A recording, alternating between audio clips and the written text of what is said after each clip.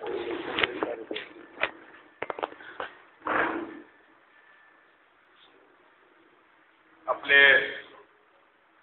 लातूर शहर मतदारसंघातील शिवसेना भाजपचे उमेदवार पप्पूभाई कुलकर्णी, आदरणीय व्यासपीठ,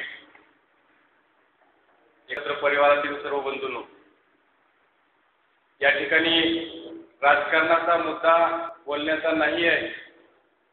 आपण सर्वजण सुशिक्षित आहात, तरी सुद्धा कुठेतरी आपल्याला एखादी जाणीव करून द्यावी म्हणून मी या ठिकाणी स्टेजवर आपल्यासोबत 2 मिनिटांसाठी आलोय. लातूरमध्ये गेल्या 25 वर्षापासून जी देशमुखांनी दहशत घातली आहे, त्या दहशतीला कुठेतरी सडोत्तर उत्तर देण्याची गरज आलेली आहे. थोडक्या भाषेत सांगायचं झालं तर 1-2 मिनिटाचा इतिहास सांगतो मी तुम्हाला. विलासराव देशमुख ज्यावेळेस पहिल्या आमदारकीला उभा टाकले होते, त्यावेळेस त्यांनी 3 एकर जमीन विकली होती. महाराष्ट्राचे कॅबिनेट मंत्री झाले, मुख्यमंत्री झाले, 25 वर्षे राजकीय सत्ता आपल्या हातामध्ये ठेवली. आज त्यांचा मुलगा राजकारणामध्ये येऊ पाहतोय. या मुलाच्या नावानं उमेदवारी फॉर्म भरत असताना 9 कोटी रुपयाची प्रॉपर्टी आहे. ज्या माणसानं 25 वर्षाखाली 3 एकर जमीन विकली, त्याच्या मुलाच्या नावानं 9 कोटी रुपयाची प्रॉपर्टी आहे. तुम्ही म्हणत असाल या गोष्टीचं आमचं काय देणं घेणं, पण मला एकच सांगायचं की हा पैसा तुमच्या आमच्या कष्टाचा पैसा आहे. देशमुखांनी राजकारणात किती विकास केला, त्याच्यापेक्षा आपल्या इथल्या व्यापारी मंडळींनी किती विकास लातूरसाठी केला, हे सुद्धा लातूरच्या शहराचं महत्त्वाचं योगदान आहे. मला एक साध्या मुद्द्यावर मी तुम्हाला सांगतो. लातूरमध्ये प्रदीप राठी होते, शिवराज पाटलाची सून होती, पण एकाच घराण्यामध्ये सत्ता ठेवायची म्हणून देशमुखांनी अट्टहासाने आपल्या मुलाला राजकारणामध्ये उचलले. त्याच्या मागे एकच गणित आहे, सत्ता प्राप्त करणे आणि ह्या सत्तेतून पैसा कमवणे आणि परत पैशातून सत्ता कमवणे, हे गणित झालेलं आहे. मला फक्त एकच कळकळीची विनंती करायची आहे, ह्या घराण्याला पायबंद घालण्याची आवश्यकता आहे. पायबंद आपल्याला कशामुळे घालायचं आहे?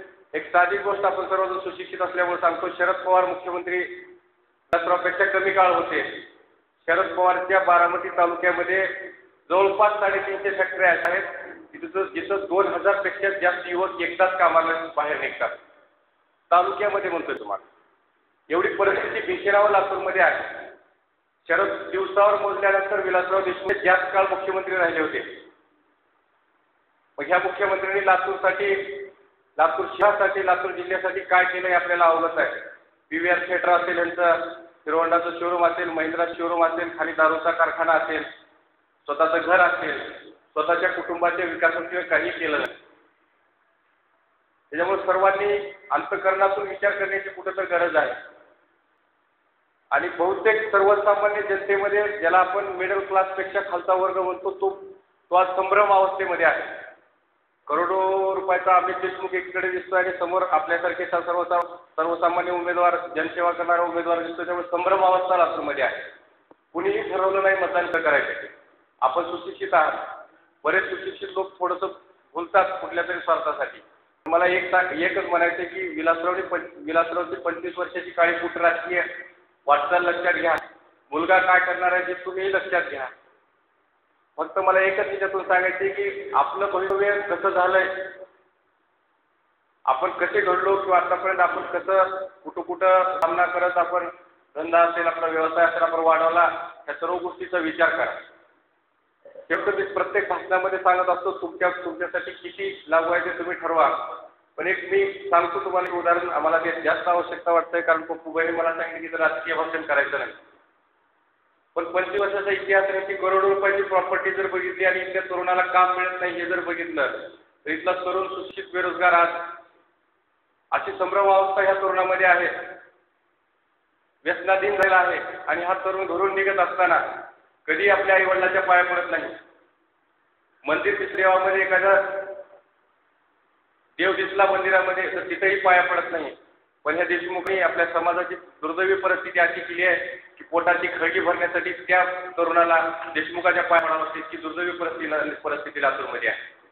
त्यामुळे सर्वांना माझी कळकळीची विनंती आहे, अंतरणातून विनंती आहे की ह्या वेळेस ह्या घराणेशाहीचा पराभव, ह्या धनदांडग्या लोकांचा पराभव आपण सर्वजण विरुद्ध विरोधी पक्षाचे कार्यकर्ते म्हणून, विरोधी पक्षासाठी काम करत आहोत म्हणून कळवळीने करायचं येणाऱ्या 13 तारखेला जेवढा जनसंपर्क, कारण मला माहित आहे तुमचा परिवार, मी तुमच्या परिवारातल्या अनेक लोकांकडे बसतो, तुमचा जनसंपर्क किती दांडगा आहे हे मलाही माहित आहे. त्यामुळे मी तुम्हाला कळवळून अंतःकरणातून मी विनंती करत आहे की परिवर्तन कसल्याही परिस्थितीमध्ये करा आणि ह्या घराणेशाहीला येणाऱ्या 20 वर्षाच्या देशमुखांच्या कारकिर्दीला संपवा, असं माझं तुम्हाला नम्र आव्हान आहे. धन्यवाद.